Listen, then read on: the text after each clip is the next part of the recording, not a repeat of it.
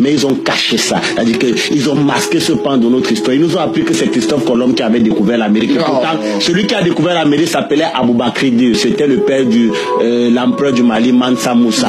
Ils nous ont caché cette partie de notre histoire. Ils nous ont caché que quand ils sont arrivés en Afrique, du côté du royaume de Dahomey, l'actuel Bénin, ils ont rencontré 6000 guerrières femmes qui les ont battues avec des lances. On les appelait les Amazones. Ils nous ont battus que du côté de l'Afrique de l'Est, il y avait une reine là-bas qui s'appelait la reine Zinga, qui a fait trembler le monde arabo-musulman.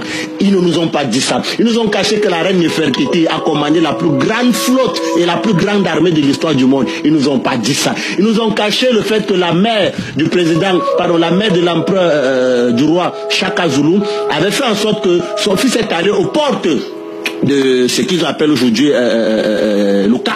Parce que là-bas, il y avait une grande colonie anglaise là-bas. Shaka Zulu, lui seul, a pu fédérer un ensemble de tribus et a constitué une armée de 80 000 hommes qui sont allés bouter à la mer les forces anglaises. Et il était conseillé par sa maman. Ils nous ont caché cette histoire-là. Donc aujourd'hui, quand vous avez des intellectuels qui sont incapables de nous dire à nous les Africains que voilà votre histoire, voilà ce qui vous fait vous. Ils nous ont caché qu'ils sont arrivés ici au Cameroun, en territoire bamléké. Ils ont été vaincus par nos guerriers. Et pour gagner ou alors pour avoir de l'avance, ils étaient obligés de larguer sur nous le napalm qui est un gaz. Ils nous ont caché cette partie de notre histoire. Ils nous ont caché qu'en réalité ils ne peuvent rien. Ils ne sont rien et que nous sommes tout. Mais parce que justement aujourd'hui, ceux qui sont allés apprendre ce savoir refusent de nous dire ce que nous sommes. Nous continuons à errer.